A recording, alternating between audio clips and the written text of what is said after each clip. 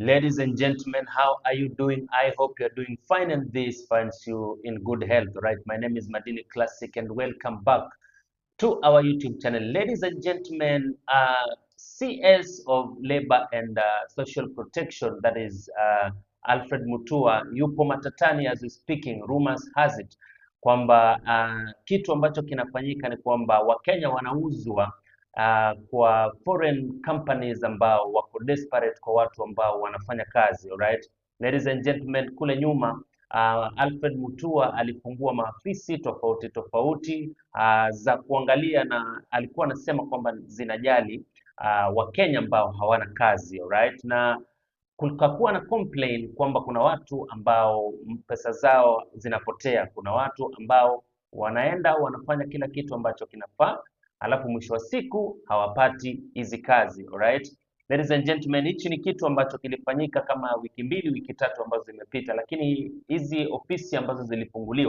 zilifunguliwa kitambo kidogo, na inasemekana kwamba idadi ya watu ambao tayari wamefanikiwa kupata kazi ni watu 41,000 Kenyans, na pia inasemekana kwamba the commission ambayo ilikuwa inatumika ndio upate hii kazi ni 55,000. Huenda wewe mtu ambaye una watch clip hii ama una watch analysis hii, wewe ni moja kati ya wale victims ambao wamejaribu kufuatilia hii story na labda ulifanikiwa ama huenda haukufanikiwa. It's all right. Now, ladies and gentlemen, kuna clip ambayo ilikuwa inatembea kama wiki mbili ambazo zimepita. Kuna mdada ambaye alikuwa amefanya process nzima, akaenda kufuata kazi kwenye zile ofisi, lakini wakati alipofika kwa zile ofisi aliambiwa kitu tofauti. Ni kama alirudishwa nyumbani wakati labda maybe tayari alikuwa amespend, alikuwa amelipa, na mwisho wa siku ilikuwa inaonekana kwamba hakuna dalili ya kazi. Alright, na hiyo kitu ikaleta story nyingi sana, na ndio ikatokea speculations kwamba Wakenya ambao wanaweza wakafanya kazi sasa hivi Mutua anawauza, alright, kwa zile makampuni ambazo ziko nje na ziko desperate for labor. Alright, kama uko huku labda kuna kampuni ambayo labda iko Australia kule inataka mtu wa kufagia na vitu kama hivyo, wanakununua kupitia kwa huyu CS ambaye ni wa Labor and Social Protection. Alright, now hii kitu imeleta issue nyingi sana, na Wakenya wakaanza kutaka kujua ni kitu gani kinaendelea. Watu wakataka kupata majibu kwa yale maswali ambayo watu wanajiuliza, na it's very obvious, ikifikia kitu kama hiyo na wewe ni CS, lazima utasamoniwa Parliament pale, na lazima masenators wakuulize maswali. Alright, siku ya jana na leo CS Alfred Mutua amekuwa pale Parliament kwa panel ambayo ilikuwa inamuuliza maswali, lakini kabla tufike hapo nataka nikuchezee hii clip ya huyo mwanadada ambaye alikuwa na complain, so that isisemekane kwamba ile kitu ambacho tunasema ni story tu lakini hakuna ukweli. Mwangalie huyu dada ambaye ana complain, anasema kwamba yeye amefika mpaka kwenye hizo ofisi, amefanya process 1 2 3, lakini mwisho wa siku hajafanikiwa kupata kazi. Si direct job, sijui ni kazi yaje, watu wanainua karatasi wamepata kazi, na mimi this is all that I have, na hakuna guarantee. Yes, imeandikwa job offer, but to who and where do I go to claim this job? Hii karatasi yenye nimepewa, so unabaki kama umehang. At the end of the day, ujui what next. Yes, but being a Kenyan, you know, you have a lot of talents. I was coming to look for my professional job ya purchase and supplies, nikapata hakuna interview inaendelea hiyo sector yet, post imeandikwa kwa mlango. Nikatoka hapo nikaenda kutafuta ya housekeeping, nikaambiwa niandike karatasi. Nikatoka hapo nikaenda ya cook, nikaambiwa nikishamaliza ya cook nichukue form nijaze, alafu nene nikachukue video nikipika, alafu ndatumia agent. Nikishatumia agent ata decide kama I'm qualified for the job or something, and then he will call me. So hakuna like you are getting a direct job offer. The yellow paper is just... Ladies and gentlemen, Senator wa Kajiado Lenku Seki amedemand kujua ni commission ya pesa ngapi hawa watu ambao wanatafuta kazi nje wanafaa kulipa, of which it was stated that ilikuwa 55,000 Kenyan shillings, right? Na after hapo amedemand kujua breakdown ya hiyo pesa jinsi inavyotumika, na Senator CS Alfred Mutua alielezea kwamba hiyo 55,000 inatumika kwa zile kazi kama labda medical, labda visa, labda passport na vitu vingine ambavyo vinahitajika kwenye safari hii mpaka ufike kwa ile nchi ambayo labda unaenda kufanya kazi huko, right? Lakini akifuatilia kwa makini pia amejaribu kuuliza, akiangalia kwa makini ameona kwamba hizi medical facilities ambazo zinatumika ni private medical facilities. Kwa hiyo Nyamira Senator pia ameuliza ni kwa sababu gani watumie private facilities kuangalia vitu kama medical, of which vikitumika kwa public labda hospitals kuangalia hizo medical and stuff, it's way cheaper, right? That is a very genuine question. Ladies and gentlemen, amesema kwamba zile tuseme kama zile kampuni ambazo zinahitaji watu ndio wanasuggest kwamba hizo medical zifanywe wapi, of which that is a lie. Kama wewe ni mtu ambaye tayari umejaribu kufuatilia kazi za nje, ile kampuni ama wale maagent ambao wanakutafutia hiyo kazi ndio watu ambao wanafaa kukupeleka sehemu ambao unafanyiwa medical. Lakini pia wengine wanakuambia ukuje na medical report, of which siku hizo walikuwa wanasema watu wanaenda wanadanganya, labda mtu ni mgonjwa lakini hatoitikia kwa sababu anataka kazi. Kwa hiyo wao wanakuchukua moja kwa moja, wanakupeleka kwa mtu wao ambao wao pia wana trust, alafu wanakufanyia hiyo medical test. Lakini yeye anasema kwamba zile kampuni ambazo ziko nje ndio wanasuggest kwamba mtu fulani apelekwe hospitali fulani. Nao mimi nitajiuliza, wao wanajuaje hizo hospitali? Hawako huku, wako nje, wanajuaje? Ladies and gentlemen, wanasema kwamba 41,000 Kenyans tayari wamepata kazi nchi za nje. Nao nataka upige hesabu ya haraka haraka. Kila mtu mmoja analipa 55,000 Kenya shillings. And this, hawa watu wamefika 41,000. How much is that? Ni pesa mingi sana ambayo inaingia kwenye ofisi ya Alfred Mutua. Na ukiangalia kiundani utapata kwamba hizi hospitali labda zenye zinatumika kufanya medical report ni zao bado, ni zile madispensary zao zenye wameweka watu labda wanawauzia madawa na ziko registered, labda medical report ikitoka hapo itakuwa verified na ile kampuni ambayo labda inataka wafanyie kazi. Ladies and gentlemen, Khalwale amesikiliza story hii, alright, na amesema yeye anazungumzia wananchi ambao wamemtuma kwa issue hii, na anasema kwamba sasa hivi wananchi wanataka Mutua resign, alright? Wana demand kwamba Mutua resign kwanza, ndio hii kesi ikifuatiliwa pale Parliament ifuatiliwe kama tayari yeye ni mtu ambaye ameresign. Ladies and gentlemen, kule Parliament kumekuwa na vita sana na imekuwa sio rahisi kwa Alfred Mutua. Ameulizwa maswali ambayo kiukweli ukiangalia kwa makini mengine alikuwa anashindwa kujibu. Angalia video hii. Mr. Speaker. Senator Muma. Thank you, Honorable Speaker, for giving me an opportunity to ask a question. Honorable Speaker, I want to begin by declaring interest. I am a parent of a person with disability, so I take these issues very seriously. Honorable Speaker, indulge me also for just a minute to say that I have read through this question very carefully, and I'm afraid it's very underwhelming.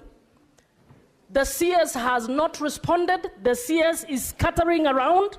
He is vague, trying to justify why an indicator has been removed, talking about beliefs, not giving any statistic to show that he has the competence as the department related with matters on disability to guide on the questions that he's been provided.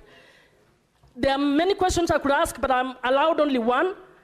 I would want to know which tools has the ministry used to guide them in measuring disability inclusion, since you say your department has continued to use the indicator while the other MDS are not using it. Which tools are these, and can you submit this tool to us?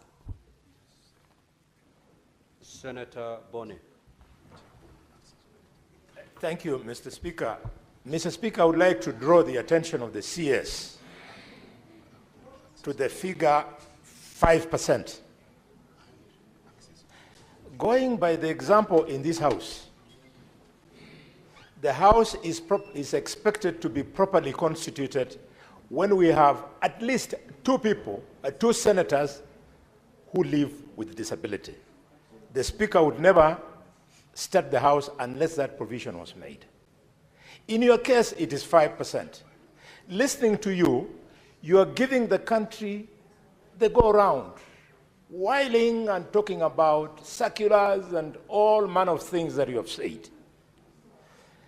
This failure by yourself and your ministry in this issue of 5% is a reflection of your failure in the employment of our youth outside the country. Those youths have asked me this morning, because they knew you were coming, that I demand of you, which I now do, that you resign Senator, as the cabinet secretary in the Senator ministry. Are you willing to do so that you can be properly investigated? Senator Boni, Honorable CS, you can disregard totally that statement by Senator Boni. Just disregard that statement. It's got nothing to do with what has brought you before this House. Senator Enoch.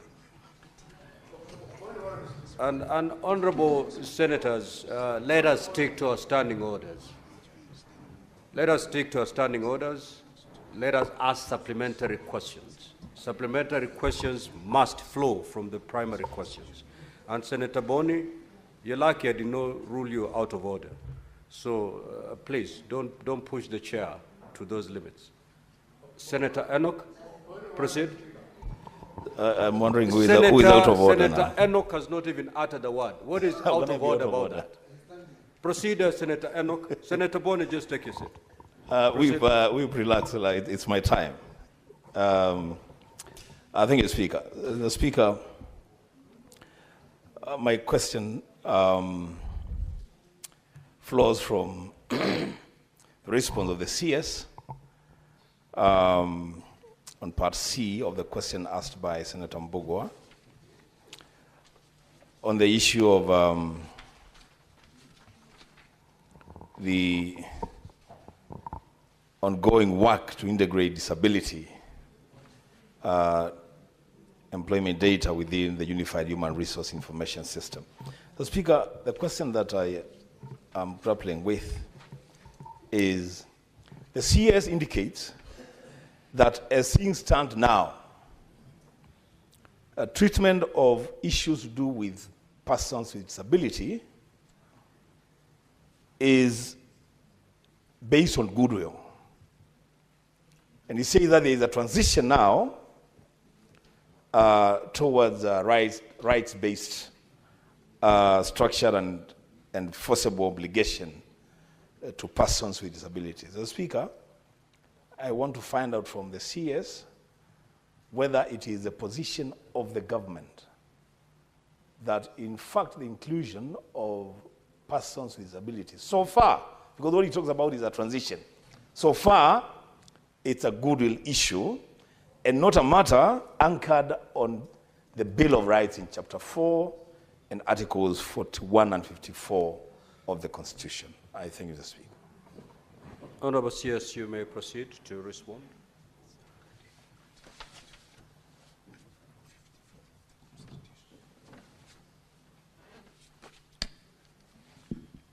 Thank you, Mr. Speaker, sir. Senator Muma, thank you for your question. And I'm aware, I think we've had this conversation about you have more experience than most of us. Mr. Speaker, sir, what we've been doing and what I found the ministry has been doing is that we have been trying as much as possible to use the tools that are given to human resource agencies when they're employing. And that is in terms of we look at what is the percentage of people with disability in their companies or in the institutions based on the employment data that they provide. And so it's about accountability and access of that information. Number two is also looking at procurement, because, for example, the law is very clear that a certain percentage needs to be given, or government procurement needs to be given to people living with disabilities. So we've been also tracking to find out whether that is accurate and how it is being done. as I said earlier on, Mr. Speaker, the act that we had was weak, but the new act gives us more tools and an ability to do even better. And I want to thank Senator Keyo for pointing out, because this is where the dichotomy has been. It's like we've been put in a place whereby we are asking people to do things, but there is no enforcement mechanism. There is nothing that can be done to somebody when they don't do it. You know, there is no law, but now we have a law now, and you know, this Article 54 of the Constitution is very clear about some of these things. Mr. Speaker, I'd like to also point out that we have to be innovative, and I'll be issuing directives very soon as the guidelines, and also bringing some, some ideas here to this House to be able to help us. For example, when I served as the governor of Machakos, we issued a notice and had all supermarkets and buildings compliant with the law. And woke up one day and we shut down a lot of buildings. And we closed, shops, supermarkets, and people complied very well. But you see, that was just because it was something that was very important to me and my government at the time in Machakos. But we want to make this a national issue. For example, if you are hard of seeing, for example, like visually impaired, like Crystal, Senator Crystal, and you go into a building, other people will find out where you are going because you have to ask somebody to push the button of the 3rd or the 5th floor for you. Whereas, like when you go to other countries that have been, when on my government trips, you find that all the lifts have braille. So you can just touch and know where you're pushing. And when you're inside the lift reads out the floors so that you know the next floor is yours, and the lifts have opened. So we're getting there. But these are things that we can't just let the private sector and the public sector do it under goodwill. So we'll be giving directives as government and saying these are things that are expected. Ramps have been well enforced all over. But there's a simple thing, Mr. Speaker, sir. And I like the point that Dr. Senator Khalwale talked about how this House has ensured that people living with disability are included and part of this House. If you're in a wheelchair, members of this House, if you're in a wheelchair and you want to do a banking transaction and you want to go to an ATM here in Nairobi, in a wheelchair, you'll not be able to transact.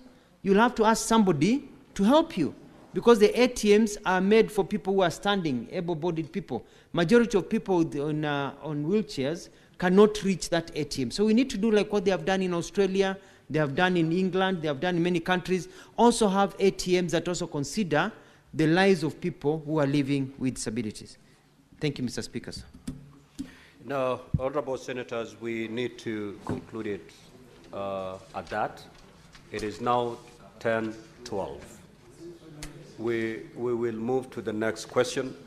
Now, honorable senators, we have, for lack of a better word, wasted 15 minutes of this question because we did not raise quorum at 9:30. We started at 9:45. So please, honorable senators, question time, let us be in the House by 9:30 so that we can take full advantage of time and interact with the CSs longer. Having lost 15 minutes, at no fault of the CS, we are going to release the CS at this juncture and usher in the CS in charge of cooperatives and micro and small medium enterprises. Honorable CS, you are released. You may leave at your pleasure.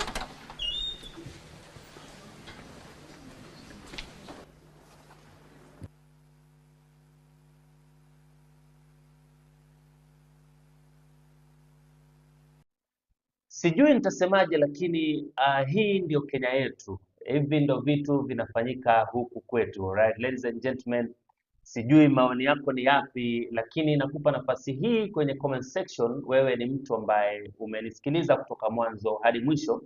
Uniambie maoni yako ni yapi. Hivi unaona kwamba hii njia ya kutafutia Wakenya kazi nje ni kitu ambayo ni genuine ama ni ya uongo? But on another hand, Ukiangalia kwa makini, President William Ruto ni mtu ambaye siku zote anasema kwamba ana create job opportunities kwa vijana, right? Kama ana create job opportunities kwa vijana, ni kwa nini watu tena wang'ang'ane kutoka nje ya nchi kwenda kutafuta kazi?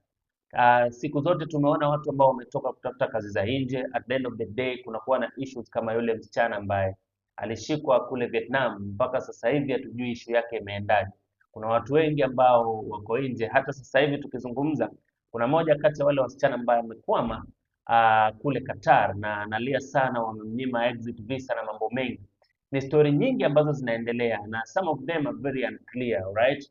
Ladies and gentlemen, I don't know maoni yako kwa hii kitu ni gani, lakini tumia comment section uniambie wewe umefikiria kitu gani. Anyway, ladies and gentlemen, naomba kwamba unisupport kwa kusubscribe kwenye channel hii, lakini kama umesubscribe tayari nasema asante and I value your existence in this channel. Lakini pia unaweza ukalike video hii ndio ifikie watu wengi ambao pia wanategemea hizi habari zetu za online, right? Ladies and gentlemen, I just want to say thank you very much for your humble time. Bye bye and see you on the next episode.